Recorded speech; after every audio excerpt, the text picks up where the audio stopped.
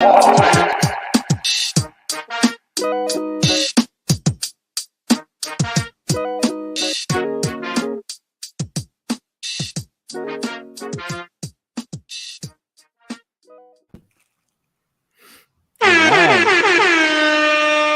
to start off with good energy. Some horns, baby. What was that? Jamaica didn't make the World Cup. What's going on? It's all good, though. You know? It's all good. What's up, ladies and man. gents? Yo, season 8, episode 37. 37. There we go. Evening Juice with LemonCityLive. I'm your boy Fungus. It's my boy Larry Fresh, NFL Stradamus over there. Right. And we're joined as always by Xavier Xavi, friend of XG La Voz. Yeah, bro. Personal friend of Gonzalo Higuain. Only Gonzalo can Yeah, come man. with Xavi. And us now. I mean, yeah, we do it Years. all the time. You Yeah. say every week, you say only Gonzalo can say it, but we call you that every week anyways. That's You the guys fun don't part care. about You being guys don't remote. care. We don't follow rules. Man. Well, anyway, big thank you to everybody who's listening to us on the pod. The If you're Facebook. listening on the Facebook or on the SoundCloud or on what else are we on? We're on Stitcher. We're on Twitter. iHeart. We're on Apple Podcasts, Google Podcasts. Everywhere we're- you get your podcast. Everywhere you can get podcasts, we're there. If you're listening to us, and if you're watching us on Twitter, if you're watching us on the Facebook, if you're watching us as part of the 5 Reasons YouTube Network, our streaming partners, thank you so much for hanging out. Be sure to hit the like, subscribe, share, tell your friends, tell your enemies, just tell somebody. Give us some love here. Tell strangers. Yeah, tell total strangers, man. Yeah. Why not? You know what I'm saying? It's a Christmas gift. Give them the gift. Speaking The of, gift of happy- Lemon City Live. Give them a That's gift right. card. Just takes them to our website. Yeah, bro. Speaking of, happy holidays. Merry Christmas to all that are celebrating Christmas. Happy Hanukkah Feliz to our Jewish Navidad. friends. Yes. And Yes, sir. hold on, let me try this again. Happy New Year. And in Is the that what you're words going of the for? great Smokey Robinson, happy Chanukah for those of you who Oh, celebrate Chanukah. bro, that is an all-time great video. That's a banger. That guy, Chanukah. He was saying Chanukah. this like, with the Spanish. He got confused. He did. But yeah, happy holidays to happy Kwanzaa. Is that happening around this time of year too? So Yes. everybody out there, hopefully Come on. everybody's having a good time, safe, surrounded by family, and good times and well wishes to everybody. But we're providing some juice tonight. We got a nice, tall, delicious glass of sports lemonade. We haven't had that in a while. There you go. Wow, what a great weekend though, right? Oh, amazing. What a great, damn, fantastic weekend. It was so much stuff to do. We got so much to talk about today. Great NFL action. Great. Obviously, the World Cup final was fantastic. We're going to get into that as well. You know what else I love right now this time of year is that we get these Christmas movies. And I've watched, there's this channel that I got now, Freeform. And it's been showing Home Alone and Home Alone 2 like every day, like back to back for like the last week. And it's just been on at some point. Every time I'm walking around the house. It's the best. That's easily number 1 and 2 favorite Christmas movies for me. I mean, we can debate that later. We've done that show before. But Top 5 where's Christmas Kevin? movies. Yeah, we've done that show a bunch of times. yeah, we've done it. But if you want to chime in with your top 5s or your honorable mentions there, feel free. But let us start the show the way we start every week. Let's do a little who's got the juice. I think there's a very unanimous juice here, but I want to see if anybody's got some specific juices out there. And then we'll do who's the biggest phony of the sports weekend. So who wants to go first? I mean, I think, like you said, it's unanimous, right? It has to Leo Messi. Leo Messi, I think, Man. gets like a legendary juice, like, Yeah, you know, man. non-expiring juice. Let's just do who's got the juice besides Leo Messi. Man, okay, all right, cool. Because I got one, But who wants to go first? I'll go first. All right. So for Leo Messi, he's always lacked that compadre, right? That teammate that can help him, right? Because nobody does it by themselves. Yeah. Right. This World Cup, it was more than just one guy. Yeah. Right. It could have been a good supporting could have cast, been yeah. Martinez, the goalkeeper. Mm-hmm. Right. My cousin Di Maria. He looks like my cousin. Or or even the young guy Alvarez. Yeah. Who scored a bunch of goals. Like it was a full team effort this time around, and that's what I think that's what Messi has needed You know, every team that wins a championship like that has had, you know, a number of guys that do it. And that's never been the case for Argentina in the Messi years, and this year it was. So who are you giving the juice to? Just the whole supporting cast? The team. Okay. I Okay, lost you all there right, for a sorry, second. having a little lighting issue here. Sorry. All right. So Argentina, as a squad, gets your juice. Okay, fair enough. I'm about you? gonna follow him up, but I'm gonna go specific, and I'm gonna go specific to the coach, because the coach took a lot of heat when he was named. It's kind of like Burkhalter, but he's like the opposite of Burkhalter. You know, he's good. He knows this shit. He got a lot of heat. Even Maradona talked down on him. You know, said this guy can't even direct traffic and blah blah blah blah. You know, and the guy, you know, he put people around him, players with experience, just like himself. He listened, and the best thing he did, he listened to the players, you know, the style that they wanted to play. He got the people that fit that, and he put a team, and he won Copa America. 26 years they hadn't won. He won the game, the cup against Italy. You know, the South American against European champion. I forgot what it was called. Maximo something. Yeah, I forgot what it's called either. He won that, and then lo and behold, he goes to the World Cup and wins that. That's it, bro. Right off into the sunset. Argentina hadn't won in decades anything. You know, and this guy came in, nobody. Now he's the body. Safe to say that he's the man. I guess when you put it that way and you mention all those things, you got to take into account the fact that this guy has the same legendary status as Messi. I mean, Messi did a lot of individual things, but as far as on an Argentina scale, the common denominator in all those things there is Messi and the coach. He's at the and all those victories. He's at the table because, you know, in Argentina you have these legendary players, but you have legendary coaches, Menotti, Bilardo. He's at the table now. He sits at that table, and he's way young. So he still has an opportunity to continue. You know, it's great to see where his career, his story is going to continue to grow. It's awesome. It's nice to hear. All right, solid. My juice. You went coach, he went team. I'm going player here. I'm giving it to the goalie. I thought the goalie for Argentina, Martinez. I look as a former goalie myself. You know, as a former goalie, as the best goalie in the Kendall Adult Recreation Sunday League for 5 years running, you know, Golden Gloves winner here. Wow. I mean, I gave myself the award. I don't know, but you know. I know. I was just playing along. Why'd you stop? Hey, you know, I keep it real. But as a former, you know, champion goalie, and I respect the guy. He's got the confidence. He's got the swagger. He played with fire. He did a lot of stuff that rubbed people the wrong way, and he did a lot of stuff that pissed people off, that got under people's skin. I was in a chat with some friends in like a Chelsea group, and a lot of people there apparently were really upset because he's been taking shots at Mbappe. And I'm like, bro, it's like, what do you want? Like, the guy talks smack. Yeah. He backed it up by having phenomenal performances.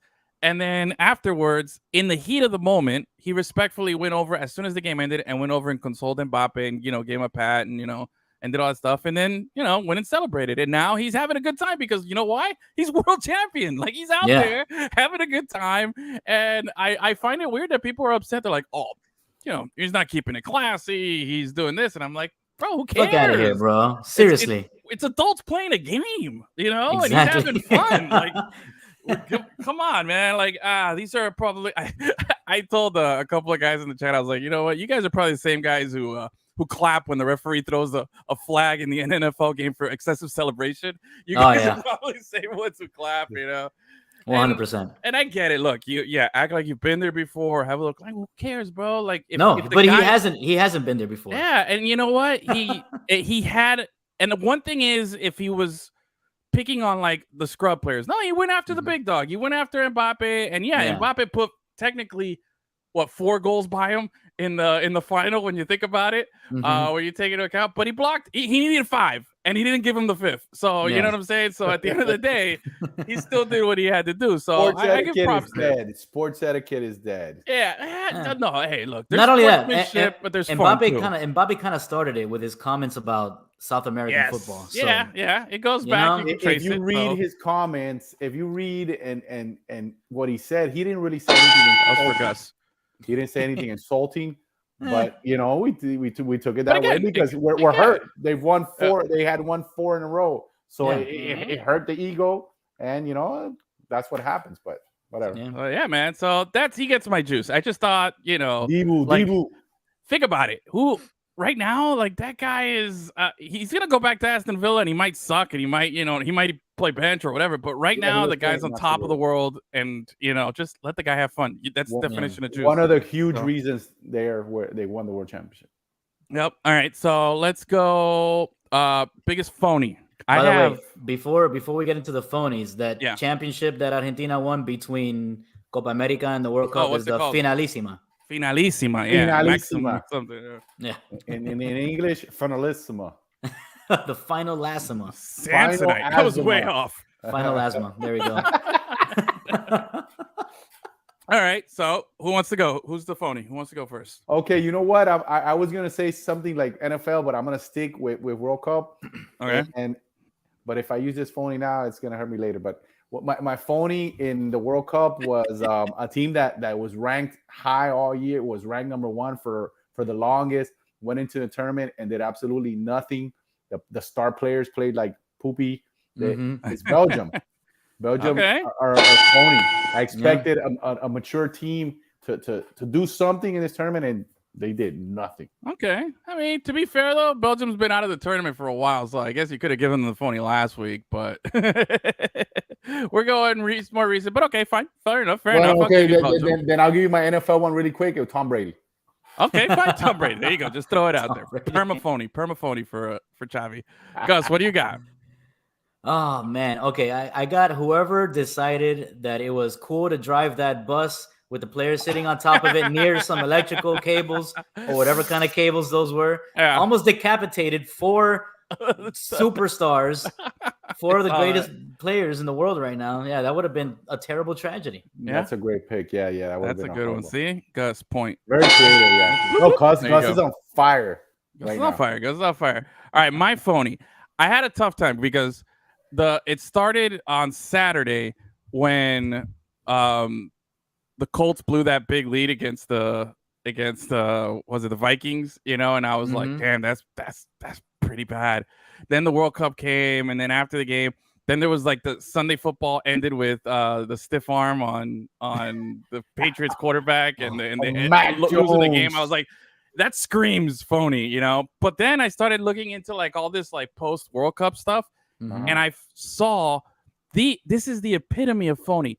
What the fuck is Salt Bae doing on the field celebrating with the Argentina players and team? The dude puts salt on meat. That's all he does. And charges a lot of money for it. I don't care. He puts salt on meat. He doesn't do anything else. This guy goes boop, boop, boop, boop, boop, and that's it. And he's out there holding the trophy? Are you kidding me? Kissing it.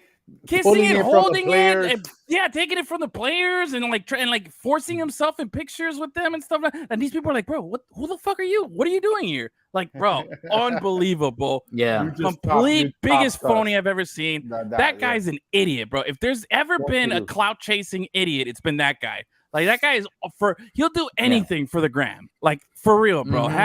That's somebody who's like, act like you've been there before, bro. All right. That's what you got to go after. Leave the goalie alone. Get a point for yourself because that was really good. Tell me, bro. Okay, bro. What the hell? His brand dropped a little bit there because he's getting a lot of criticism. Of course. Worldwide. And it's the truth. He looks like a pain in the ass right there in the middle. Yeah. I mean, dude, like forcing yourself on that. And then he's got a bunch of trash of hate from before because he's gotten himself like he's invited like political people that are not like good people over and he celebrates them and stuff like that. I think this guy was like gawking over a picture of Castro one time. He had Maduro over at his restaurant. Like this guy doesn't care, bro. If you're famous and you got like over a certain number of followers on IG or something, this guy's gonna be all over your ass kissing and sprinkling little He's just salt on it. Yeah. There you go. That's what he is, bro. Anyway, Phony Bay. That guy. Phony Bay. Yeah. There you go. I love it. That was amazing. I hate that guy. That guy. Oh God, he gets me so angry. But anyway, enough of the bad stuff. Let's talk about the good things, man. Because we had. Raise your hand if this past World Cup final on Sunday was the best World Cup final you ever saw. Look at that. Unanimous. 3. I think so. That was the best final. I've never seen a game.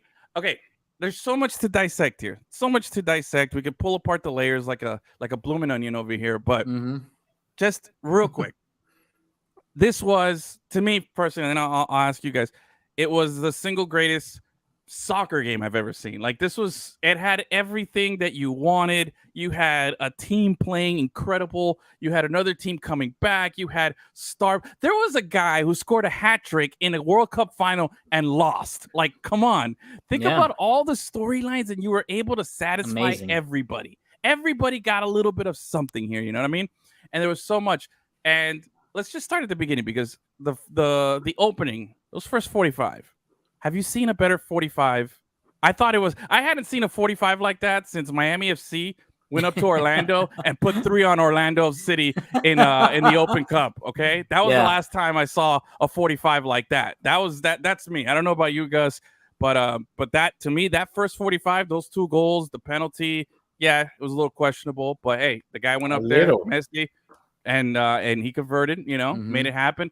And then, quite possibly, one of the most beautiful goals ever happened, to me, in my opinion, was the Di Maria goal. The whole sequence. That whole sequence was amazing, yeah. So, I mean, have you seen a better 45? Let's just start at the first half. Have you ever seen a better 45 played by one team? Because I haven't. Not in a World Cup final. Definitely not in a World Cup final. Not in a World Cup final. Considering the circumstances, that's ridiculous. But I mean, have you seen a team play that well? And what are you thinking as you're watching that? Like, where did you guys watch the game, by the way? I know, Gus, you were at home. I was at my dad's. You were at your dad's, and you had people over. I was on a couch with like a laptop, an iPad, a phone, and a TV, all synced up, trying to do a bunch of things at once. What about you, Chavi? I was here. I was at the house. I was at the house with the fam. But in that game, the important thing for me was the game plan that the coach came up with, and he threw me off, because I expected him to back off a little bit and wait and counter and try to defend, which he did. He had a good strategy to defend Mbappe, but he brought in Di Maria from the start, which is he was the ace in the hole. You know, Di Maria is big money, big player. Di Maria, dude. They won, scored. He played big, and he was fantastic. Well, he changed the whole game for me. You know, he made Dembele have to defend. He practically and the penalty came off of that, because he gave Dembele a little juke, and LaFrance went this way, he went that way, and then there was a little questionable nib where, we can go back and forth, whatever. But regardless, I think Di Maria gives a different flair to the team, offensively, and I think that was great. That the coach, that comes up, and a little going back to your coach pick there for Scaloni there. PK sucked though. No, for sure. They do until you're in it, until you're witnessing it. Then you're into it. Yeah, good point. You know what I mean? Good point. I'll give you that. I'm not the type that thinks it's just. I'm not the type that thinks that's just luck, bad luck. No. It's a skill, because you have to be confident enough to perform and to do things correctly. The goalie, like Dibu shows you, is a master at it. So that's he's not lucky. He gets people off their game, and he guesses correctly, and he makes awesome dives to get to the ball. So there's a skill set there. Oh, for sure, there's a skill set. But when you're having what quite possibly were the best 120 minutes of soccer you've ever seen, to have it go to a PK is very gut wrenching, because look, I was going for Argentina. What do you want, a coin flip? Exactly. That's the thing. Look, I was going for Argentina. Rock, paper, scissors. What do we do? No, give me another 30. Give me another 30. Right. Or give me to die. Seriously. I know that's the problem, but I was like, this is where golden goal would be just phenomenal if we had something like that. But live to play another day, play the next day. Yeah, I just look, man. Be playing every day until someone wins. You almost had Messi score an incredible goal from right outside the 18 at the end of. Was it the end of regulation or the end of extra time? I forget. But it was at the final minute. End of regulation. And Lloris just, barely gets a hand on it, goes right over the goalpost. And props to Lloris. He made some he made some sick saves too, bro. He made some banana saves. The save bro, okay, let's go back, dude. Let's go back. Let's take we're going ahead. Let's go back for a second here. Where France beat Morocco to get into this spot, right? Yeah. And that was a great game. 2-1. We had the proper legend and in Giroud, we had all these great storylines going in, and going into the game, I wanted Argentina to win. That was who I was going for. I was invested in the Messi story. I was like, this is it. I want to see this. Give me the fun. This is the season ending of a show that I like. Give me the satisfying season ending. You know what I mean? Exactly. And I wanted to see that, so I was invested into that. But I'm not gonna lie. Going into it, I was like, damn, bro, that French team is so scary. It's so scary. Like they're super deep. They're going. This is their back-to-back finals. Let's not forget that they don't have their great players. They're missing a few of them, and they're going to have them for the next World Cup. So, like, they're not going away anytime soon. They're not going to fade off into Bolivia, like Mike Tyson would say. They're going to be Bolivia. They're going to be a force no matter what. And I was going in there a little shooketh. I was like, damn, man. I hope Argentina can hang. That's what I was thinking. I'm not gonna lie. I was like, I hope they can hang. I really thought France was gonna come out and be, the aggressor to start the game, because they had everything on their resume that would, make you believe that. And then to watch Argentina come out and play that, like I said, the most beautiful 45 minutes I've ever seen. Like, they were just in total control. And then think about this. Their game was so incredible for the first 45 that they forced the French coach to make 2 subs in the first half and removing the guy who we just crowned the most handsome legend last week. And then a guy that we jinxed him. And then a guy that we could all agree, Griezmann, was having a phenomenal tournament, who's been playing in the best form of his life, maybe, and he was forced to sub him out because he's like, yo, what I got going now? I'm down 2-0. I'm panicking right now, but I've got to make the right move. And props to the champs. Is that Didier? Yeah, he's my friend, so I'll call him Didier. Oh, okay, Didier, and points to being friends. For he makes the tough choice, and it worked out, man. Like, they neutralized the attack. They were able to keep things balanced. And funny enough, I'm in a group chat with a couple old Navy buddies, and they're not big soccer fans, right? They'll casually watch once in a blue moon. I didn't even think to ask them if they were watching the game, All of a sudden, after the Messi first goal, the penalty, I get a message that says, oh, shit, Messi, goal. And I was like, oh, snap, you guys are watching the game. So I was like, yeah, hey, cool, right? And then my other friend's like, yeah, or a sick goal or something. And then, right after when the Di Maria goal happened, this guy's like, oh, 2-0. And then my other friend's like, oh, that's it. Game over. And I was like, no, bro. There is no more unsettling scoreline in soccer than 2-0. Unless you're USA and you're up 2-0 on Mexico, close. And end of story. That's it. 2-0 only works when you're USA over Mexico. That's it. But anytime you're up 2-0, it's the most dangerous score in soccer, in FIFA, and any level, man. Even going back to our Sunday rec league that Gus and I used to be at, where I was goalie, and we'd be up 2-0. All of a sudden, I'd get the lemon booty when we're up 2-0. It just always made me uncomfortable because you let off the gas, they score 1 on you, and then the panic sets in, and then all of a sudden it's shifted. It's incredible. So, and I'm trying to explain this to my friend on the text. I'm like, dude, don't sleep. Don't.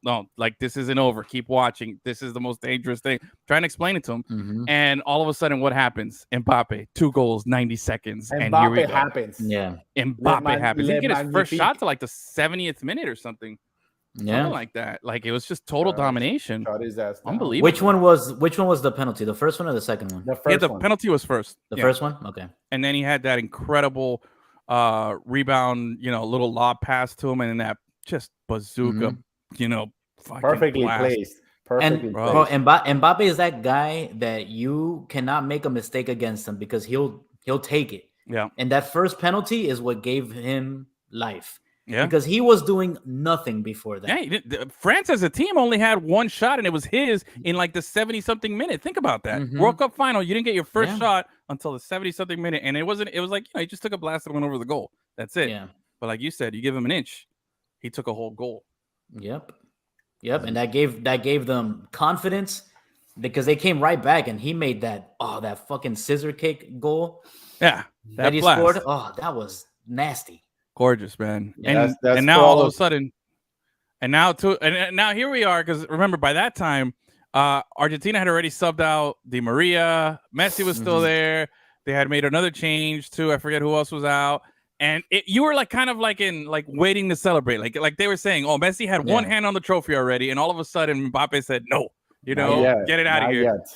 2-2. And then you still had 8-10 minutes left, tied at 2. And I was taking a shit. I was like, yeah, for sure. I went from watching the most incredible story to all of a sudden watching the most incredible tragedy of life. I was just like, this cannot be happening. Beautiful. And then it got to a point where I'm sitting there and I'm like, you know what? It's all right, bro. If he loses, he's still the best. I'm justifying the loss. I'm like, you know what? His team probably, you were all into your feelings. Yeah. But two finals, and he scored a goal too, so I'll give him that. And it'll be okay. I'm trying to talk myself into this loss happening, and thankfully it didn't. But it wasn't for they were gassed. They were gassed at the end of regulation, man. They were. They were. France became so aggressive. They brought in this guy, Konate, I think was his name. That dude looked like he was 2 feet taller than everybody else on the Argentina team. And he was a monster, bro. That guy should be playing basketball. He's out there, just slam dunking on everybody. And it was incredible. He's just so effortlessly going in there, and France just kept pressing and attacking. And then you had right before the half, or right before the end of regulation, you had the shot by Messi, and you're like, okay, exhale. Let's just get to extra time. Let's just not lose it here with 3 goals in the last 10, 15 minutes of the game here. Can you imagine though? Can you imagine had that ball gone in? Oh, that could have been phenomenal. Either way, I mean, Messi would have ran the table on trophies, except for the goalie trophy and the fucking youngest player in the tournament. Oh yeah, trophy. That's right, because he would have got the golden ball too. Yeah, or the golden boot. Look, I'm kind of look. Okay, I'm struggling with the words here, Ben. Let me say this again. Words. Yes. I'm at a loss for words here. I can't be any more satisfied with what I got. For sure. Now, hindsight 2020, knowing that the team that I wanted to win won, and the storyline that I wanted to happen. I feel like I couldn't ask for anything else. There's nothing. Even if he had scored that goal, this was a better ending than him scoring that goal at the end of regulation, if that makes sense. Just because of all the drama and everything that came with more drama, of course, because you get the Emiliano Martinez, everything that came along with him and his saves. Yes, that save at the end of extra time. That was the extra time. We'll get to that. We'll get to that. But look, first, let's now we go into extra time, and Argentina's like, okay, we got a little life. We're coming back. We're gonna make something happen here. And then you have that incredible, beautiful. That was another beautiful goal. The one in extra time by Messi. Yes. That little touch play, run up, and that little build up there, and the finish. Messi finished with his right leg. Very nice. And it was just, again, now all of a sudden my emotional roller coaster that was, 2 goals, we're up 2-0, Messi, and then the 2 goals down. Oh my God! And then of all the people, Messi scores in extra time. Like, oh my God, you can't write this stuff. I'm losing my mind. Seriously. He scores, it's incredible, and then you're just like, all right, just hold out, just a little longer, and then with just 3 minutes to go, they get the penalty, and France, let's go back to what we talked about last week. Taking 2 penalties in a game, taking 1 in an elimination game in the World Cup is incredibly difficult, let alone taking 2. We saw what happened to Harry Kane, and here's Mbappe without hesitation, just goes up there and nails it. His second penalty kick in the World Cup final, giving him a hat trick. Like, this kid, bro. If there's the scary part is that Messi and him are teammates. That's just gross. Like, if you're PSG, you should be running the table with everybody. Seriously. Like, those 2 guys are just and a guy named Neymar happens to be there too. Yeah, exactly. Like, oh, grief, man. It's just, they're just the spoils that they have over there. And Mbappe goes up, converts that penalty kick. Are we okay with the penalty being called on the handball? The guy jumped and stuck his elbow out. Absolutely, right? Absolutely. That wasn't his arm was not against his body. He just chicken wing. Yeah, chicken wing. And funny enough, he's the one who caused the penalty. He's the one who hits the penalty to win it at the end. So good little story for him. From villain to hero. So yeah, seriously. But what I consider, and I'll give you a little tip here. After we talk a little World Cup final here, we're gonna go over our best moments and so on. This is on there.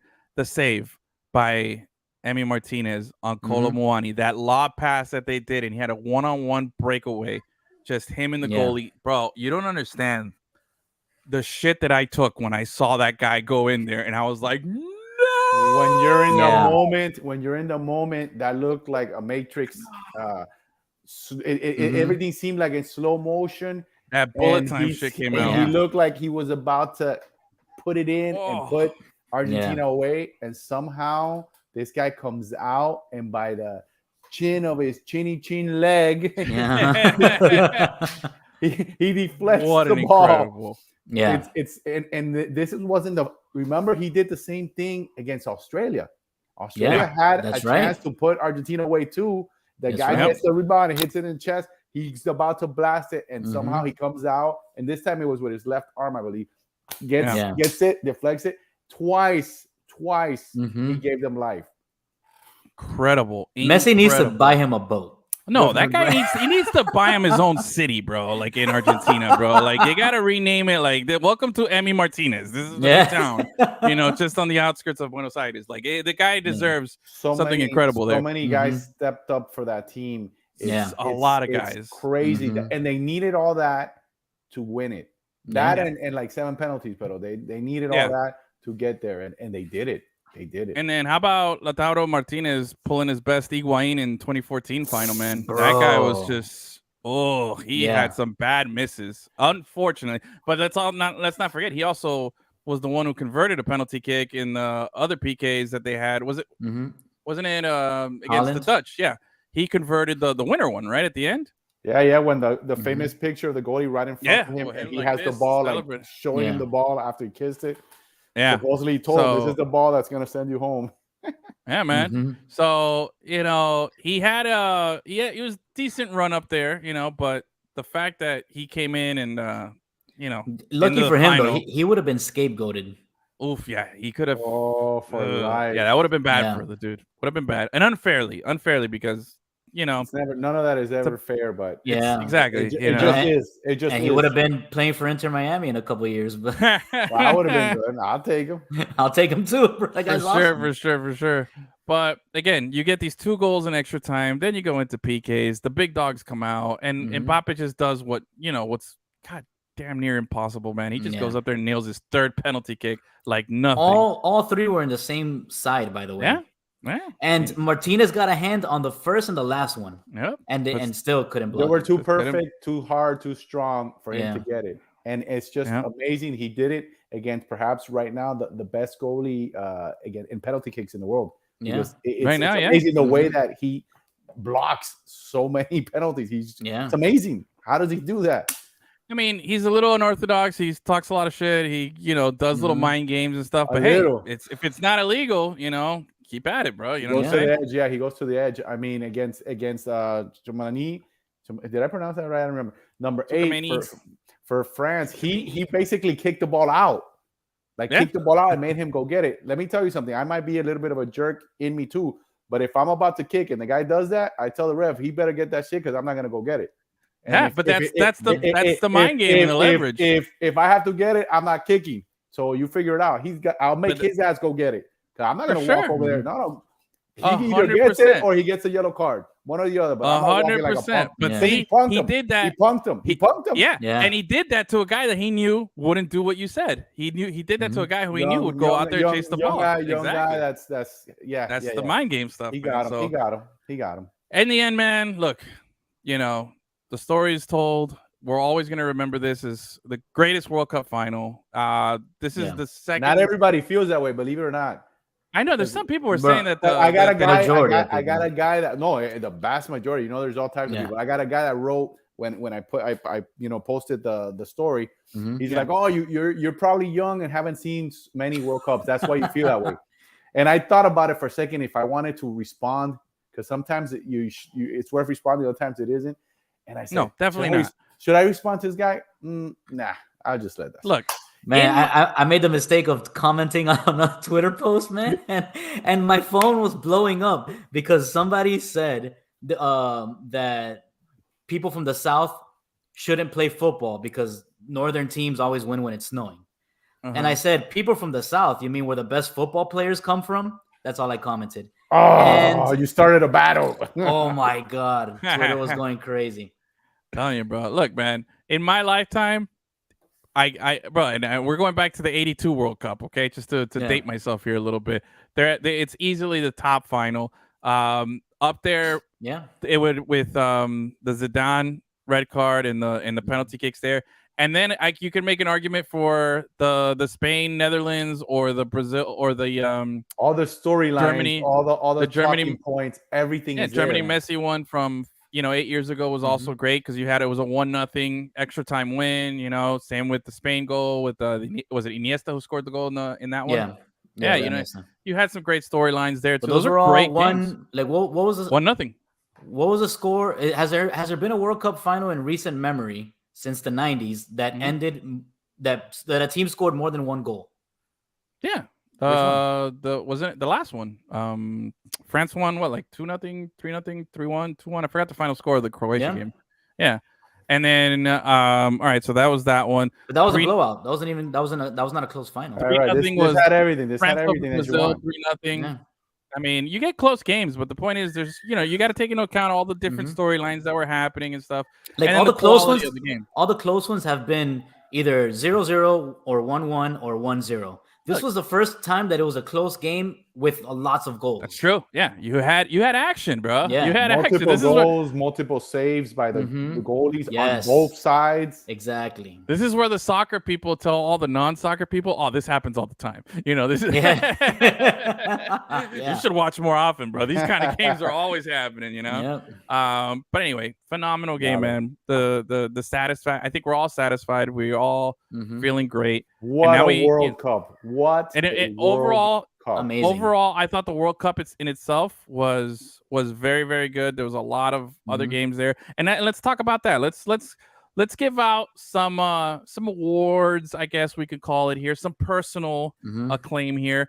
Let's just go from the top here, bro. Most surprising player and most surprising team. Who wants to go first? Let me look at. Okay, Gus goes. Go ahead. Go. For most surprising team, I think Morocco is the obvious choice. It's my choice too. Yeah. Okay. What about you, Chavi? I knew you guys were going to say that, so I switched it and got Japan. And why Solid. Japan? Because they came out first in a group with Spain and Germany. It's one of those huge surprises that nobody expected. Germany to go out. Very, very true. Very true. Even though it's not the dominant team. And a kind of young team, nobody expected them to be out like that in Japan. For the second World Cup in a row, might I add. Yeah, that's true. Very good job. I think Japan's great. Morocco is the feel-good story, too. Amazing. Aside from Argentina, first African team. And the fact that they didn't give up a goal till they played France. And the fact that more than half the team was not born in Africa. Yeah. They're all right. From... Well, they came and represented Africa, and there's so many good storylines there too. Yep, phenomenal. All right, what about player? Who's your most surprising player? Who wants to share theirs? Man, I think I'll go with just Julian Alvarez. Man, he's a young. Gus is copying my notes. Dang it! All right, go ahead. I'm so glad that I'm the different one here. But I'm going with a guy from Argentina. But to me, is Alexis McAllister. Yes, he plays in Brighton. That guy plays in Brighton. Yeah, he's low profile, but after this tournament, he's no longer low profile. He played an amazingly, and I'm using that word too many times, but I was amazed.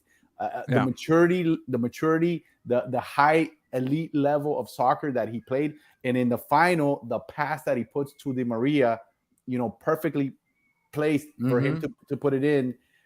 He played at a level reserved for superstars, and this is his first time. Starting in a World Cup, and solid. Who knew him? 6, 7, 8 months ago. Nobody. Now everybody knows him. I'm telling you, great. That's right.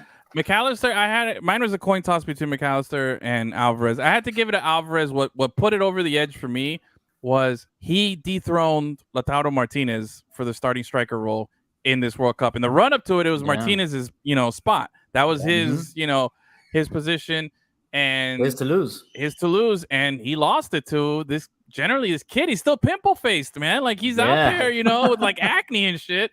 And all he 21. Did was score incredible goals, man. And that goal against Mexico, unbelievable. And really cemented himself as like, yo, I'm really good, and I'm playing on Manchester City. Somebody better pay a lot of money because they're not going to start me over Haaland right now. You know what I mean? Yeah. So third leading goal scorer in the tournament. Yeah, he had a great tournament. But McAllister did impress me because, like you said, he's another guy who just came out of nowhere. He was part of the brain of the operations. The midfield is the brains of the operation, and he just locked it down to let Messi do his Messi stuff and like a perfect sidekick. Yeah, and funny enough, not Irish. McAllister. not Irish, not Scottish, or Scottish or Irish. No, they said that the name came from. Like there is some Irish to it, but like deep further generations. But that his family has been living in Argentina for a long time. So very. His dad was well known and played with Maradona too, and all that stuff. Yeah, so he comes from a family of players. Yeah. So all right, that's solid. So everybody gave theirs. All right, let's go on to the next one here. Let's look at the other side of the coin here. All right, most disappointing player and most disappointing team. Who wants to go first? I'll get you. I'll go first. Well, okay. All right, my most disappointing team is overall as a team. I thought the Belgium hype train has been so big, and that's an easy pick, and there's other teams that I thought also disappointed. I know Xavi's going to go with Brazil as probably his biggest disappointment team. You're wrong. Oh, okay. All right. But I thought Belgium, just because Belgium was so lackluster this whole tournament, and that team is just full of stars, and they didn't have anything. Like De Bruyne just didn't do anything, and that guy to me is the scariest player out there. That ginger scares the living shit out of me every time he has the ball because it's always against the teams that I like, But he's phenomenal, and they had so many guys that just went out without even making any noise at all. Like they weren't a threat. They were just they were jobbers. They were just out there. They got Chelsea Lukaku. Yes, the whole team. You know what I mean? The whole team. The whole team was, and you know what? I don't feel bad. I don't feel bad about the Chelsea Lukaku. Stench all over that team. All right. Who else? What do you guys got?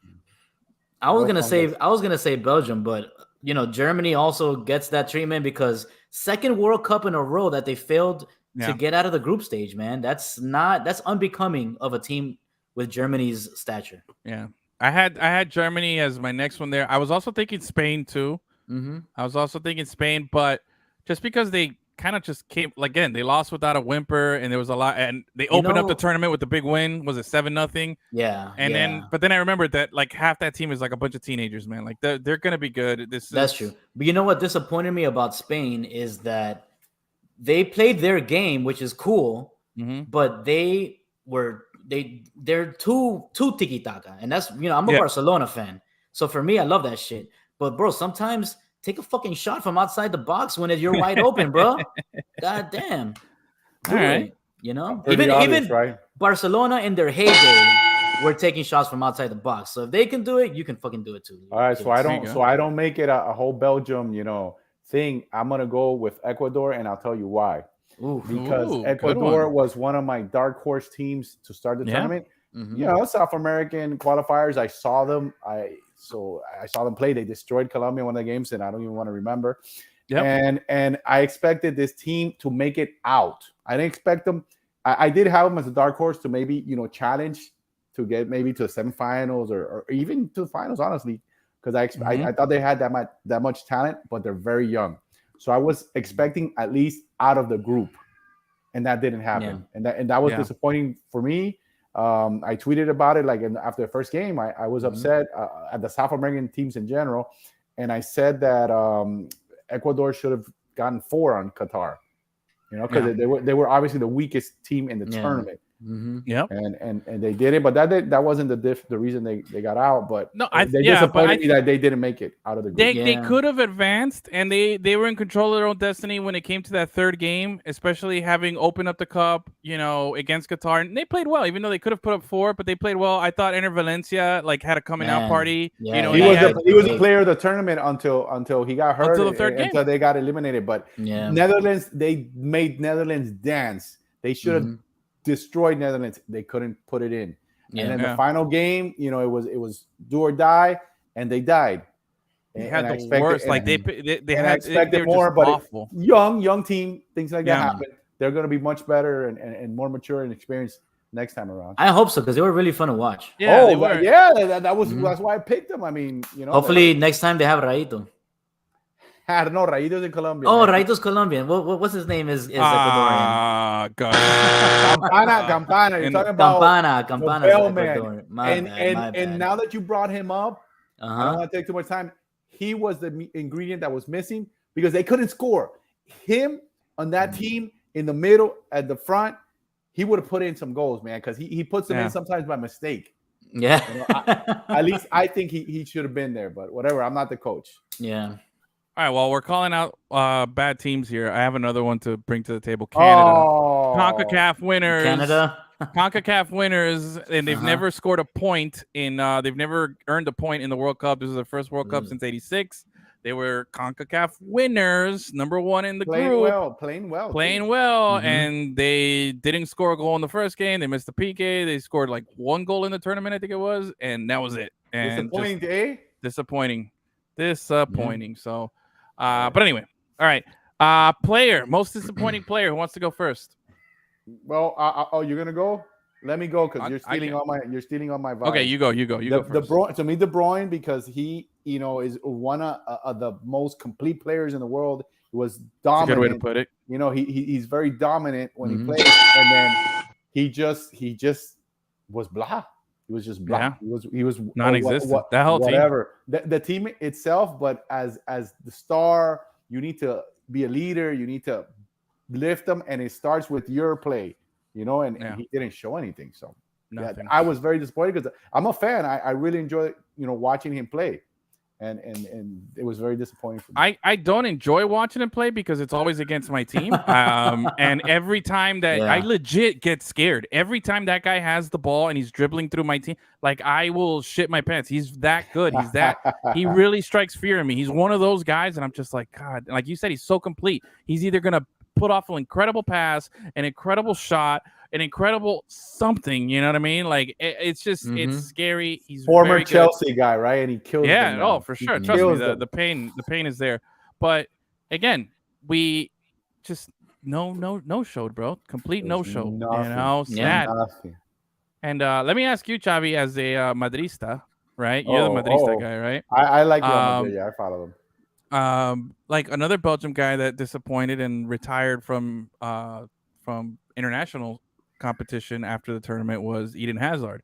Hazard finished his time at Chelsea by winning us the Europa Cup, and actually surprisingly knowing that he was going to leave and that he was going to leave on a free and that we couldn't get anything for him. He played really, really, really well his last season with us, with Chelsea. Helped us win a cup.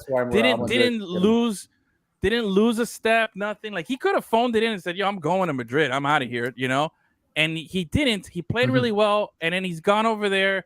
And what a disaster it's been, to the point where he's only like 32, I think, and he's like, "Yeah, I'm retiring from international." Like again, that's not the way I wanted that career to end. Because I think he's enjoying. He enjoyed too much of the Spanish life, the eating, the drinking, the money, because he got all of a sudden he shows up and he looks like he's got a little belly, and I feel for the guy. He was always a little bit injury prone. He was a little injury prone, but it doesn't look like that when you get to a team like that, you have to be seeking glory, excellence, and there's nothing in Real Madrid. It's all or nothing.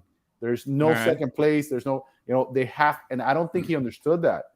And he got there, he was just chilling, and he was probably learning Spanish, dancing flamenco. I don't know what the hell he was doing. but wherever they took him, he lost his mojo, he lost his soul. He lost everything. We're never getting that guy back. It was so bad that his brother looked like he was the better player. For sure. His brother was playing better than him. So we lost him, and we might never find him again. All right, well, let's keep it going here. What's your worst one? Who's your most disappointing player? I gotta give it to Lautaro, just because he almost pulled an Higuain, bro. He almost ruined the story for us. Okay. He almost ruined it. All right, I mean, he did. Yeah, but that's your biggest disappointment of disappointing player of the whole tournament, though. It's that he did it a bunch of times. He did it in a bunch of games. Okay, all right. Stop trying to influence his pick, man. Stop trying to influence. No. I'm just thinking it's kind of harsh, But all right, fair enough. Especially after his final performance, I guess, and coming into the fact that he was supposed to be the main guy and he got surpassed by a 21-year-old pimple-faced kid. But anyway, Peter Parker. I'll still give you. I'll still give you a point for that. All right. My most disappointing player, and it hurts me. This one really hurts me, but the reason I picked this player is because if roles were reversed, we could be celebrating this guy the same way we're celebrating Messi, and that's Ronaldo. And I don't think it's a disappointing per se because of what he did, but it's the way he went wasn't able to happen and the way in which he went out. Whether it was his fault or not, maybe he could have had his if things had rolled a little differently, but the fact that he was benched, multiple times at the end of the game, he didn't have that moment. You went into this thinking, we got two of the GOATs coming into this tournament. Let's have them get a good run here. Let's see. Maybe, they're on opposite ends. Maybe we can have something happen here. And unfortunately, it never materialized. And instead, we watched the end of an international career of one of the greatest players of all time. And we're not even talking about it. Like, it's not even a footnote on anything. And to me, that's disappointing. And because it's him, it's him. That sucks. It hurts. That Bleacher Report cartoon that they came out with after the World Cup, the biggest highlight of him is him stealing or trying to steal Bruno Fernandez's goal. Yeah. That's it, And that's a shame, man. Yeah, man. No, that's a shame. That's a good pick. That's a good pick. That one hurt. That one hurt. Give yourself a dinger. Nice. All right. Now let's go through these a little quicker here because I want to get some NFL stuff here, and we're going long on the World Cup stuff, but it feels good. All right. Yes. Best goal of the World Cup. Oof, that's tough. I'll give you mine right away. It was Richarlison. Okay. He stopped the ball and does the side volley. Boom. I think that was against Serbia. The moment I saw that, I was like, oh my goodness, if there's a better goal than this, I don't know what it's going to be like. Yeah. But it was amazing. The ball's crossed in. He taps it up to himself and just goes boom, and that ball rockets into the goal. It was a fantastic goal. Yeah, I think that's unanimous. But just so that we have something else to talk about. I have a different one. Oh, okay, cool. Then I'll give you another one, just so that we're not all talking about the same one. Nice. Okay. That no look Messi pass. Good one. That was a top one there. But that was that the best goal? Or was that the best pass? Because see there. Well, the combination of everything. All right, fair. All right. So, here's the question though. Xavi, don't help him out. Who scored that goal, Gus? Alvarez. Can you confirm, Xavi? Is that correct? I don't remember who it was. I'm not sure. I don't remember either. That's the problem. That's the problem, is that we remember the pass more than the goal. I'm not sure if in that one it was Alvarez, to be honest with you. Yeah, I have a feeling it wasn't. Where's the sports nuggie guy? Man, we'll have to go back and revisit that. I'm not sure it was Alvarez on that one. Let's see. All right. Well, Gus. It was against the Netherlands. Yeah. Yeah. While Gus looks that up, my goal was the Di Maria goal in the final. To me, when you go back and watch the whole buildup of the play, the pass, there's three things that stand out. The little weird side kick that Messi did. Again, the almost no looking pass out to McAllister. Then the McAllister run and that beautiful cross that, like we already mentioned, just the cross over everybody. And here's the thing that to me is being overlooked is that Di Maria chipped the ball in. If you watch the replay, he kicks the ball into the ground and chips it over the goalie. He bounced it. Like he short hopped it over the goalie who was coming out sliding. He didn't power it up. He didn't lift it up. jammed it down. You know what I'm talking about? And you don't see it on the replay because it happens so fast. But when they show the slow-mo and the replay and from the certain angle, I was just fascinated that this guy in that moment, whether that was intentional or not, you got to own it like it was. That in that moment, the ball's coming there and that he has the wherewithal to just jab at it like that, to just bounce it over the goalie. And the goalie is there to watch it and go, no! Yeah. Oh my God. And just incredible finish. So the whole from Messi to McAllister to Di Maria, I thought it was just the most beautiful goal. Fantastic. The Richarlison was great. It was beautiful. And if that hadn't happened, that'd be up there. And also I almost switched my choice to Mbappe's number 2, Mbappe's blaster, because just when you watch that picture and you see the picture of him like falling on the floor and the position that he's in to kick that ball, it's just insane. All right. By the way, that Messi no-look pass was to Nahuel Molina. That's why. See, there you go. So I was like, who was Argentina's second highest scorer? Alvarez. I'm gonna go with that guy. The odds aren't in my favor, but I was wrong. There you go. I like it. All right, this one's easy to me, but best save of the tournament is it Emi Martinez? Right. Of course. I thought that was too easy, but does anybody have a different one? It's him. Him, and it is him. But to me, it's in Australia. Like Australia, it would have been because if he doesn't save it and France wins it, France was expected to win that game. But Australia knocking them out would have been horrible. Yeah. So he came out at the perfect moment and just the ball just hit his arm. How, I don't know. And he saved it, and then they went on and they beat him. I can't stand this guy, but Ochoa, bro. I was about to say Memo Mosby. Yeah, Memo Mosby, bro. He steps it up. He steps it up in World Cups. He becomes a different person. It's amazing. He preserved the shutout against Poland by stopping Lewandowski on a penalty kick. That's pretty ballsy, and that set the tone, because that was one of the first big saves of the tournament. It was the first match days. And it really again, that save just solidified him being incredible. And by the way, today he signed. He's leaving Club America. He's going over on a transfer to Serie A. I can't pronounce the name of the team. Really? It's US Salatameria or something like that. I don't know. It's got like a horse, seahorse or something as their logo. Saltalamacchia. He played for the Red Sox, right? Yeah, Saltalamacchia. That guy. He was really cool. All right. And okay, last one. What was your favorite moment? It could be anything. It could be a singular thing. It could be a happy thing, a sad thing. What was your favorite moment? I'll go first. I'll go first. Go. What do you got? My favorite moment of the World Cup is the interview with Messi right after the Netherlands game, where he goes, "Give me that ball. Give me that ball. To me, no, you got my favorite moment because it's still alive now. The memes. I want the T-shirt. They've made shirts, hats. Yeah. Have you heard the song? Everything that's happening. Yes, the song is dope.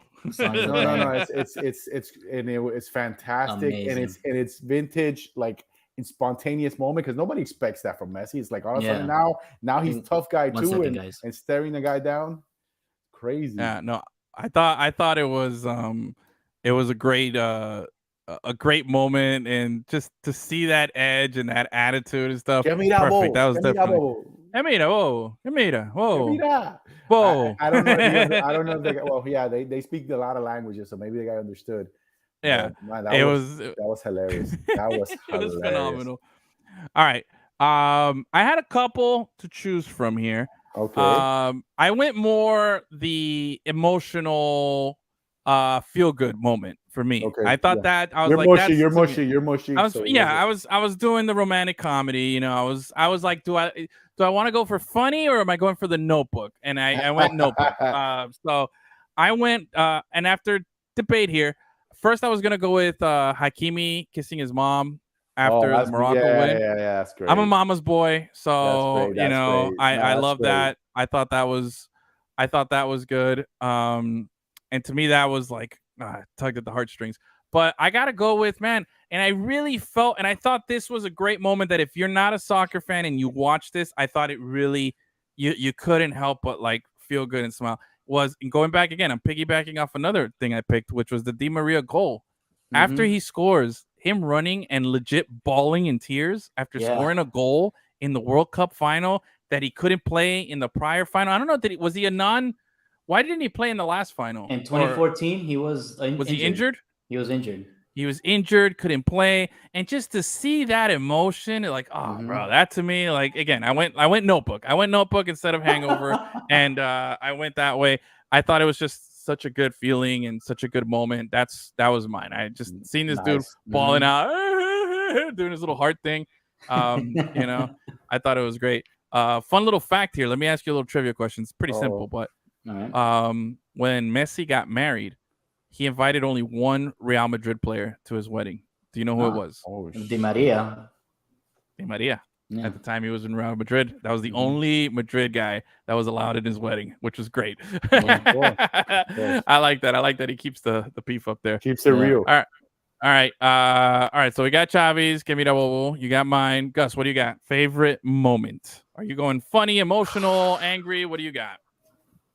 Man, I mean, yeah, that Get Me Das Bobo is great.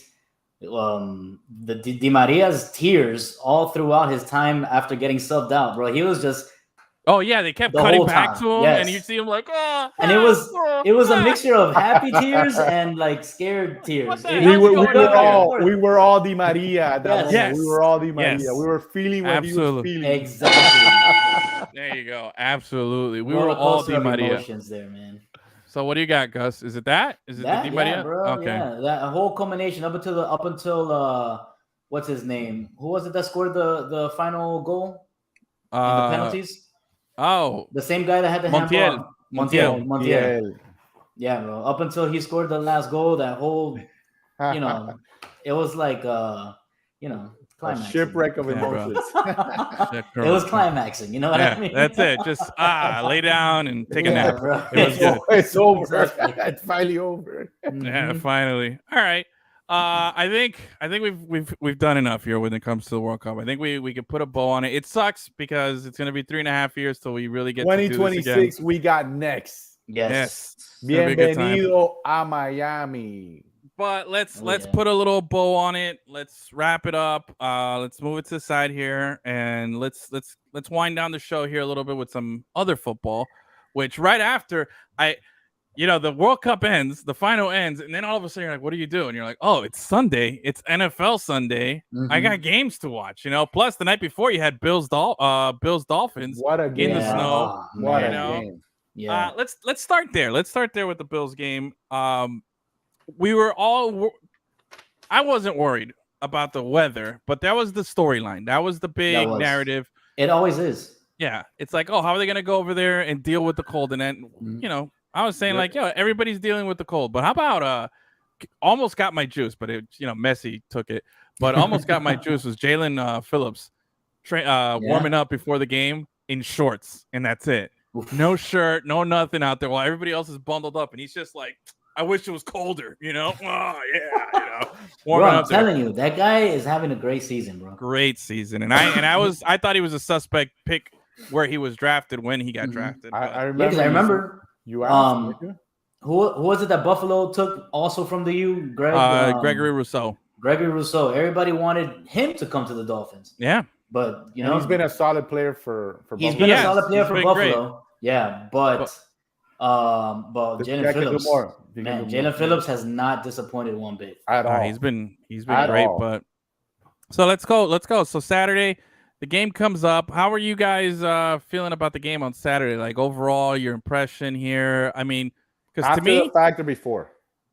I mean, as soon as I saw that it was a green field and not a white field, that I knew it was going to be a great game. Yeah. I thought my big takeaway is that I'm not worried. I'm not worried at all. Like we've been saying, like the offense can keep up, and it's going to have its down days. Like they couldn't, convert in the red zone. They had to settle for a couple of field goals to open up those 2 drives there instead of, potentially 7 points. But I thought the offense in total can really keep it up. I was a little worried about the defense, but then again, they were playing against a really premier offense in Buffalo as well in their home stadium. There's a lot of things there. And I thought they rebounded well in the second half, but the game to me just ended up being, like, hey, who had the ball last? And it was Buffalo. We couldn't convert. We made the one mistake there when we had the ball because they had the ball for like the last 6 minutes of the game. We had to watch him win the game while Tua's just, sitting on the bench and didn't really get a chance to do it. And that's a little concerning to me because, there was a dumb penalty there that helped him out and advanced the ball. And you know what? Unfortunately for the Dolphins, this is our first season really contending in a while.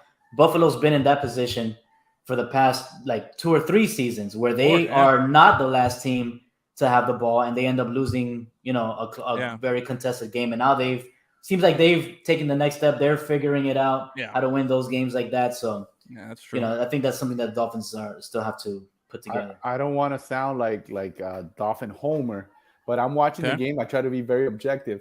And I saw so many pass interference calls happening against the Miami receivers.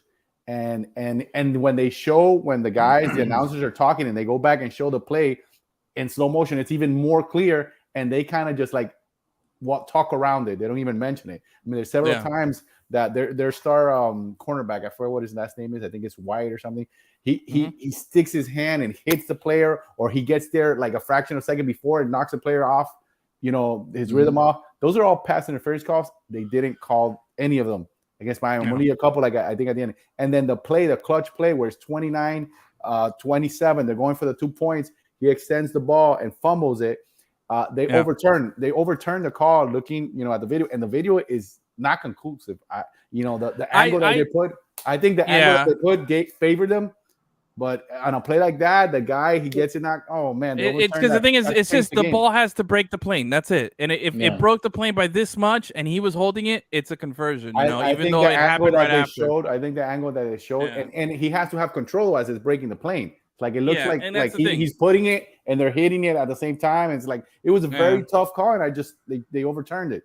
It was. I think you have to because it's in Buffalo for sure. And my other concern was, dude, we started off so well running the ball, and then we just totally abandoned it, especially late when the snow started to come down in the fourth quarter. Rookie coach, coach. Yeah, that was we got criticisms due, and it was due there. Like we just gave up on the run, and Monster was having a good game, man. Monster was having a good game, and he had over 100 yards. He had that big 60-something yard. I know a lot of it came on that one big play, but we were picking up yards. We were picking up yards. His best game as a Dolphin. His best game as a Dolphin, because he was actually running, not just showing his speed, but he was actually running hard too. Yeah. He wasn't just going down the first time they touched him. No. Really good. He was fighting for yards, and I thought, man, we could just put it together here, man. Let's don't give up on the run. And I felt like once we got pass happy, and then when it comes to pass happiness, man, why can't we get the tight ends involved, man? Gesicki's such a threat, and it's like he hasn't caught it. He caught his first pass in the last 3 games. You know what I mean? It's just he's one of the best tight ends in the NFL, pass catching tight ends in the NFL. And just because you have a system, you can't find a place for him. And you have to change the game plan. The teams, you already saw it with San Francisco, you saw it with San Diego, and now you saw it a little bit with Buffalo. The teams are catching up, and they already know how to defend that type of offense much better. So you have to throw in a wrinkle, and the next game you completely go opposite what everybody's expecting. That's what coaches do. That's what Belichick does. He every game plan for a specific team. Every team, he has a specific game plan for that team. It's not the same thing all the time. So that's where I'm hitting on the coach a little bit, because I love the guy. His comments, the GCs, blah blah blah blah. But he's a rookie, and you're gonna learn in the NFL. You come in with this fancy smanchy thing. Well, now at the end, you better be a little conventional and add some wrinkles to it. Go back to a little fundamentals. And running the ball is a fundamental. Dale. You got a dollar for that one. That was good. Look, I agree. I think there's criticism due. I thought there was maybe the game plan wasn't to run so much, from the start. But once you see that it was working, I think you got to make the adjustment and not just totally abandon it. One thing is all right, we kept trying to run, but we couldn't do it. But I think we can all look back and feel like that didn't happen. It was an abandonment of a part of our game. And again, hey, Waddle had a great game. He had that nice touchdown. Tyreek had another nice touchdown. We had good moments. I don't feel like Tua made the mistakes this game. No picks, no bad throws. His accuracy was coming back a little bit after the last couple of weeks. Really kind of some head-scratching throws. He felt like he had a much better game this week, but again, it came down to, and when you look at it, Buffalo wins by holding the ball late in the game, and we didn't play our best game. Like we said, we abandoned the run. We didn't include all of our weapons on offense. We weren't as spread out as we were. Our defense caused that one turnover, but it wasn't, an opportunistic defense. We couldn't really stop them up for a couple of times. With all those bad things in play, they still beat us on the last second by a field goal, in the snow, in Buffalo, I want to go positive on that. I want to go positive on that. Yeah, there's positives there, and I don't want to be, Mr. Moral Victory here. And I'm not saying they're moral victories, but I'm saying those are things that you just can't ignore, but that actually happen. And I go back to what reminds me of, did you watch the documentary from Billy Corbin, The U, right? Yeah. Did you watch? Remember the first one? Yeah. Where Notre Dame beats them because they extended the play and they got a 2-point conversion. Yeah, and the ref called it fair, even though when you see the replay, and Jimmy Johnson the first day after goes in and says, puts in the tape, shows the play, and says, you guys should be national champions. You guys should be national champions, but you left it to the refs. Stop crying. It ends now. We're moving on. And that's what this game felt like. You know what I mean? Like we felt like we left it too many things that we should be doing correctly. We left it out there, and we're sitting here going, damn, we lost by a field goal. You know what I mean? And if you clean up the stuff that you're supposed to clean up, I think this team will be fine. And this week, Sunday, Christmas Day, they got the Packers in town. Hopefully, we can, right the ship here and finish strong because we're still in the playoffs. We're still, they need to whoop that ass. They need to whoop that ass. We need a good strong showing. Let me tell you something really quick. And the thing with me with the Dolphins for this particular game, I know we lost, but typically Miami Dolphin football, they'll lose this game 30-6. They'll go out there and lay an egg. They didn't. They played hard. Not moral victories, but they played their asses off from beginning to end. Tua usually lays an egg in this type of game. In the weather, the pressure, unfortunately, it's happened to him. And I'm saying usually, but it hasn't been a lot of games, but it has happened in these type of games. He played magnificent. He played a really good game, and that makes me feel positive. So I think, we lost. I don't want to take a moral victory, but we lost like men. Because I'm tired. I'm tired of them losing games where they just get blown out, like getting blown out in all the bowl games and stuff like that. Yeah. I think that was a very good point. Yeah, this is a game that had we lost 30-6, we would have been like, all right, well, we would have made excuses like, well, the snow. It's what's expected. Yeah. We would normally lose this game. We should have lost. The snow. They're number one. This and that. We didn't. We still lost, and I don't like it. But I think. I'm not panicking. I'm not hitting we're trending in the right direction. Yeah, exactly. That's the good thing is I'm not hitting the alarm yet. Oh, the alarm went off. Oh no. The good thing is that they're still in the playoff hunt.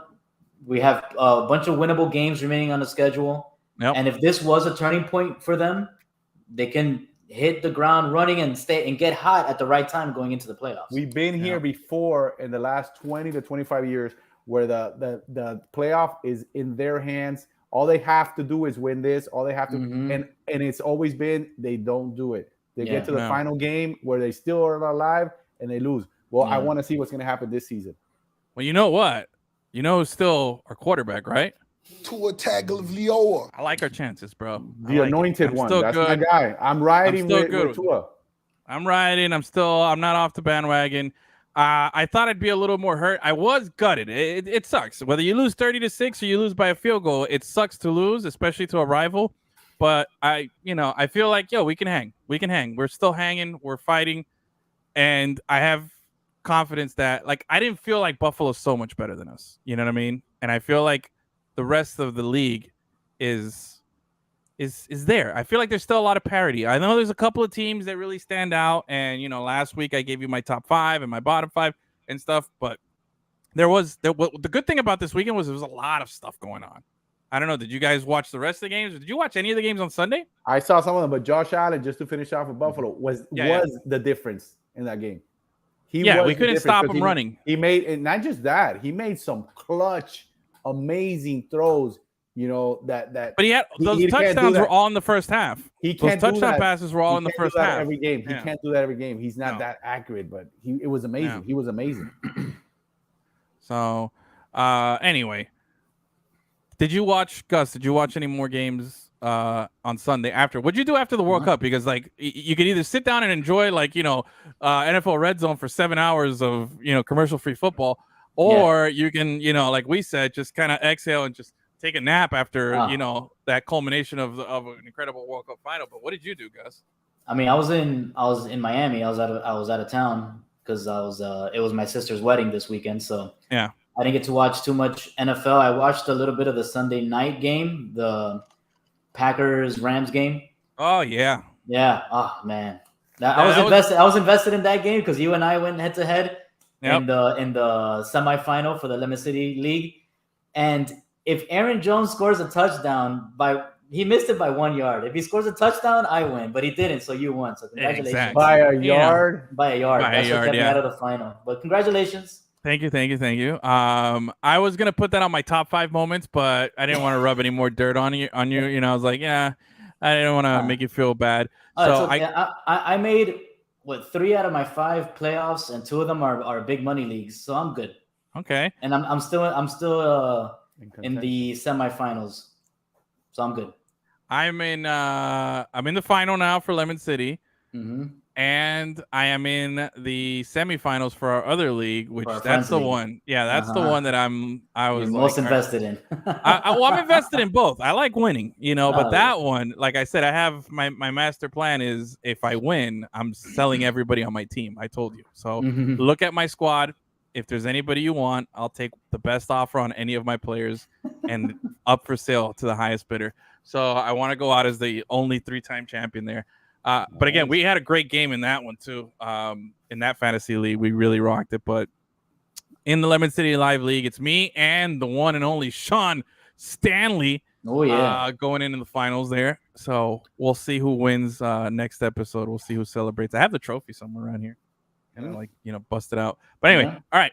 So you never sent it to your nephew, huh? No, man. He's back-to-back champion. I felt bad. I'm a horrible and uncle. He hasn't had it at all. I think you should send that to him and just let him keep it, bro. I'll make up for it. I mean, I'm sorry, Nate, if you're watching or listening. My apologies there. I'm a horrible uncle. But anyway, after I watched some NFL games, I sat there and watched Red Zone Channel, and it was a great Sunday.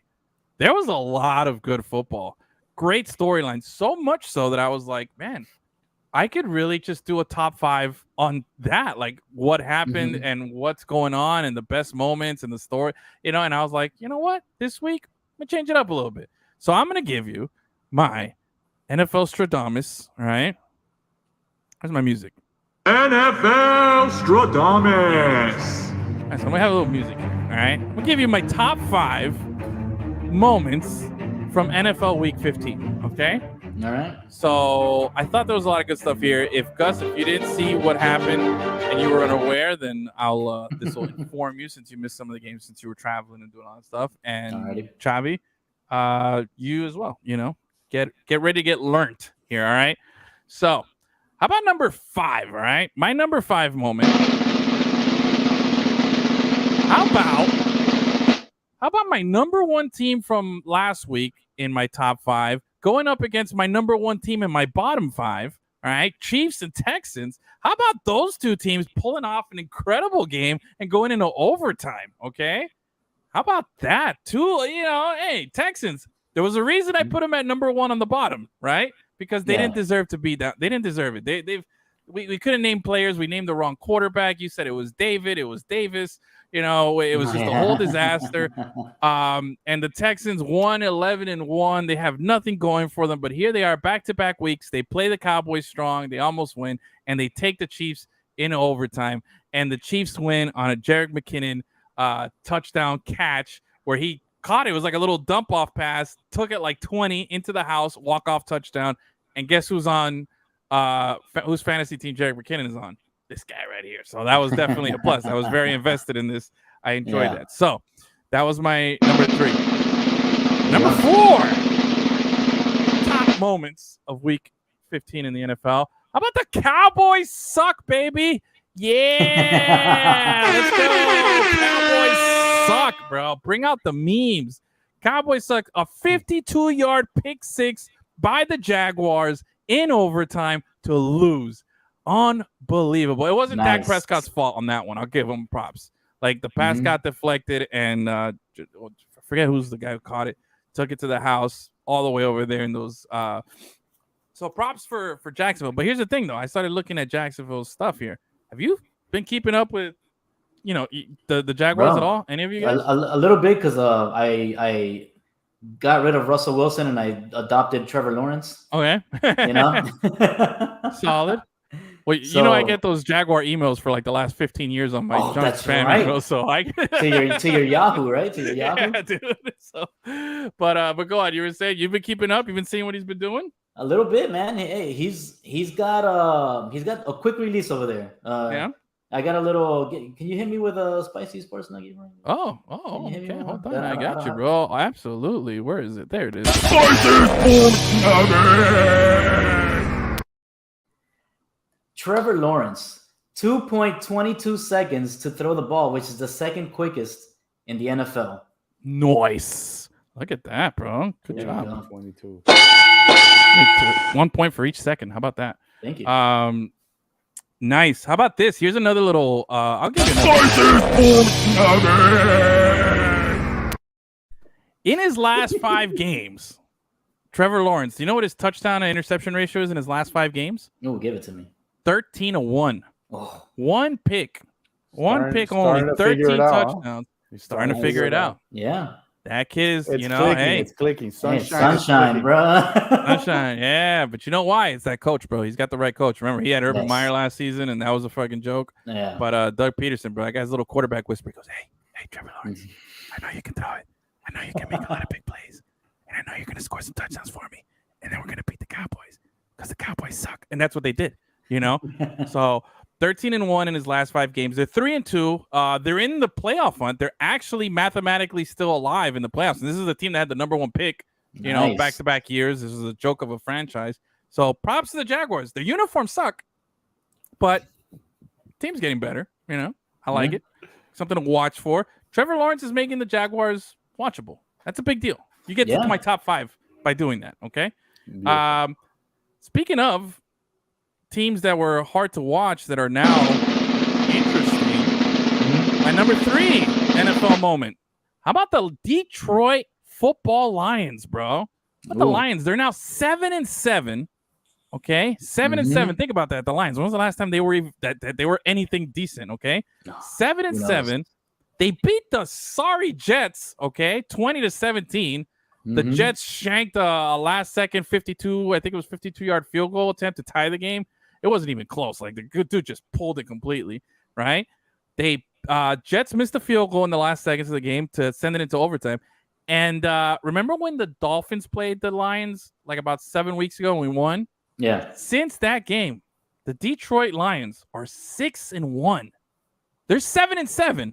¿Cómo? So think about this turnaround. 6-1 since they were, and to become 7-7 right now. Incredible, man. We got to give it up to Man Campbell out there. He's eating kneecaps.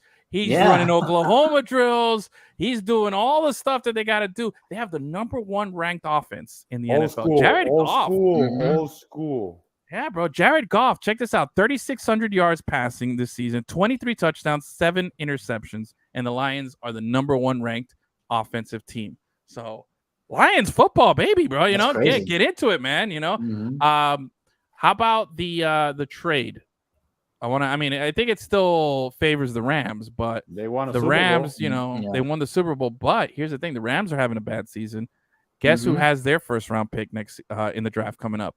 That's the right, Lions. So right now the Lions at 7-7. They're gonna have their mid-round pick there, but they also have the Rams pick, which I believe at last check was like 4th or 5th in the draft right now. Looking good. But you know what? This is a perfect example of the perfect trade because both teams are benefiting. If Stafford would have stayed with the Lions, he wouldn't have done shit there. They would still be who they were when he was there. But now, the Lions, after making that trade, they get a serviceable quarterback and Jared Goff, who's playing very well, and they have assets to grow. the team, and the Rams obviously won the Super Bowl last season. Absolutely. So, hey, you know what? Lions, Van Campbell. 2 snaps and your backfield in motion. Hey, give him a little love there, bro. They making it happen. A little backfield in motion there. You know what I'm saying? What does what do they say? The backfield's what? Backfield in motion. So Lions, man, 7-7. It's a feel good story, bro. We feel for them. And I've always thought Jared Goff, nice quarterback. I always thought he was really good. Yeah. He's not the, he got him to a Super Bowl. You got the Rams to a Super Bowl, you know what I mean? And then now he's turned around the Lions. Like, that's impressive, man. That's why you're props to Lions. I'm telling you, bro. I saw that one. All right. Number two. I was going to make this number one, but then something happened and I had to change it. But number two, how about being on the wrong end of the two biggest comebacks in NFL history? Matt Ryan, dude. Oh. Unbelievable. The most famous Super Bowl comeback in NFL history is 28-3. And now he's part of the biggest NFL regular season comeback by being up 33-0 and then losing the game 39-36. Unbelievable. The Vikings. Bro. And that sucks for Matt Ryan, but that's not his fault. For sure. But at the end of the day, his name is the one that's linked up to both of these losses. He was the starting quarterback. He's the jinx. He's the black cat. He's the unlucky guy. The scapegoat. It's him. And especially because one of them was against the GOAT, in Tom Brady, and the other one is against the guy with the ski mask in Kirk Cousins. You know what I'm saying? Like, you can't be losing a 33-0 lead to Kirk Cousins. And it was a primetime game because it was the Saturday game, You let Kirk Cousins win a primetime game? You're the guy. That's more. What's wrong with you? What's more embarrassing? letting Kirk Cousins win a primetime game or giving up the 33-point lead? What's more embarrassing? Oh, letting Kirk Cousins win a primetime game. Captain Kirk. He did his job. Oh my God. Bro, Kirk Cousins sucks. Kirk Cousins, now. Bro. He's Danny Ocean, bro. Bro, he's still. Oh man. Oh, now that you mentioned Danny Ocean, have you guys seen? Didn't you guys have Peacock Network? Yeah. You guys, there's a new movie with him with George Clooney and Julia Roberts. It's called Ticket to Paradise. Good movie, good flick. Oh yeah, nice is it a date movie night? Yeah, good for that. Good for that. Good little. You get everything. You get everything on the show. I'm telling you, good movie picks there. But here's the other thing. Watching that, we watched it last night, and God dang it, dude, George Clooney, just such a great actor. I don't think we give him enough props. I know I talk a lot about Tom Hanks and all these other guys, but is there anything that George Clooney can do that's bad? Like he makes the bad stuff look cool. Like he has this thing about just being cool about everything, you know what I'm saying? And then the chemistry with him and Julia Roberts, going back to Danny Ocean, was just fantastic. It was a lot of fun to watch last night. So that definitely gave it a plus. Very good movie. Highly recommended. But George Clooney, up there, easily in my top 5 man crushes. Easy. That guy. Oh, I see. I'm all about it. All right. Number 1. All right. I mean, if by now you haven't guessed it, but my number 1 moment of the whole NFL Week 15 was watching the damn Patriots blow a game with the most ridiculous way possible. If you don't know, the score was tied. It was tied. They weren't losing the game. They did a little dump handoff. The guy breaks some tackles, starts moving the ball up, and then time's up. They're tackling you. All right, we're going to overtime. He decides to pitch it to who's the guy who made the bad pass?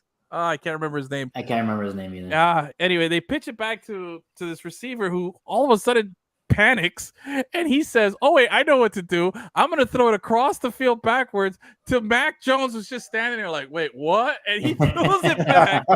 Chandler Jones intercepts it. Mac Jones just sees the fear of God in front of him, just and this guy just spikes him to the ground and runs it back. Oh my God, so unbelievable that would happen. How does that happen to a Bill Belichick team? I would understand that happening, even to the know. Dolphins and a rookie coach or the coach that's going to get fired from the Broncos. That has to happen. A bunch of like lame. The curse of the goat. He got rid of the goat. God. He was cursed. It's the curse of you the know, goat. somewhere, wherever Tom Brady was, like all of a sudden, as that play was happening, like his ears started ringing and he started smiling. You know, he was just like, "Why? Someone, you know, when like you get that weird feeling like something good's happening. You know, that's what was happening." His Spidey senses. Jacoby Myers. Yeah. Oh my God! But there's a video. I'll try to find it. I can't show it here because I'm not ready for it. But there was a video that they did. There was a camera panned on Derek Carr, in the sidelines, and as the play was happening, and you see him watching it, and then he's like, you just see the face, like, what's that? What? Yeah. No. And then he grabs his coach, like, intercepted. We won the game. Like, like you just can't make that up. It's the most boneheaded play that you could possibly do. Just kneel the ball. Like, you weren't losing. Mm-hmm. Like, I think the miracle in Miami is just still, messed them up, and they're like, oh, we gotta do that. They were never the same after that. Never. Couldn't happen to a nicer guy. I know. Mac Jones got stomped. He was knocked down. He looked horrible. Oh, Mac Jones, that was perfect. Such trash. Perfect. That'll be replayed from now to eternity. Yes, so it's beautiful. So that'll conclude my my top 5 there. So I thought I'd change it up a little bit, So what else? Gus, you got any on this days here before we wrap up? On this day. There it is. In 1861. Oh boy. Man. When you go old like this, it never ends. The first game of basketball based on rules created by Dr. James Naismith was played by 18 students in Springfield, Massachusetts. Really? Wow, I didn't know that. That's a good one. I didn't know it was. That's amazing. That's good. That's a really good one. Beautiful. Okay, what else you got? Oh, that's it, man. Oh God, that's all. Sometimes it may be good, sometimes it may be shit. That's what Gus did right there. Gus just gave us some shit. Just like the show. Sometimes. Yeah. Remember when I was explaining before we went live? I said, "Gus, this is the rundown, and we're gonna do this." And he didn't listen to anything, and he says, "Oh, I was getting my notes ready for back in, for back in the day." And he gives us one nuggie. That's it. He was getting his note ready. Yeah, his note ready. Let me get my one little factoid there. All right. Anyway. Great show. We've gone long, but it was a fun show. I think we properly addressed the World Cup. We properly discussed it. We properly gave it its due, because we're not going to get it for a long time, but we're going to sit here. We enjoyed it. We loved it. I thank everybody who participated in the World Cup, and I thank everybody who's participating with us, who's watched the show, listened to the show. What else? Any other last? Okay, give it to me. Yeah, he had to think. He had to find something right now. He's like, let me get something before so I can save face. Go ahead, Gus. What do you got? Bro, Leo Messi has scored more goals in any major tournament than any other European or South American man in the history of soccer. How about that? Wait, say that one again. You lost me. He's what? Leo Messi has scored more goals in major tournaments than any European or South American man. Okay, so there's a woman who scored more goals. Okay. Definitely. Inter Miami picked 2 players today in the MLS Super Draft. They got, I was a little surprised, the first pick, 18th overall. They got Cole Jensen from Xavier. That's a great name for a university. Yeah, it is. I agree. And in the second round, they got midfielder, I hope I'm saying it right, Bachir Ndiaye from UNC Wilmington, midfielder. But I'm surprised with the goalkeeper in the first round. They have Drake, they have CJ Santos, 2 very young, good goalkeepers. And then you get another one. They have needs. Just I'm not the coach. But when the goalie comes available from Xavier, you gotta take him, right? You always want somebody. You can't go wrong with Xavier. And then the midfielder. We'll see what we got. We'll see. We'll have more news next week. But until then, guys, have a happy, safe holidays. Messi's not coming to Miami. I think it was a verbal agreement today. That's what they said. That's it. It can And always the people change, who man. reported the Messi to Miami news is a credible place, and they were reporting it as done. I think that it did get done. Is there something else happening? Maybe he's having second thoughts. Yes, but I don't think it's totally out of the water. But we'll discuss more on an upcoming episode as the news comes in. But until then, have a great, happy holidays. Merry Christmas, everybody. Happy Christmas, Hanukkah to our Feliz Jewish friends, Navidad, everybody else. Happy holidays to everyone. There you go, guys. Have a great and one, love. and we'll Peace see and you love. next week.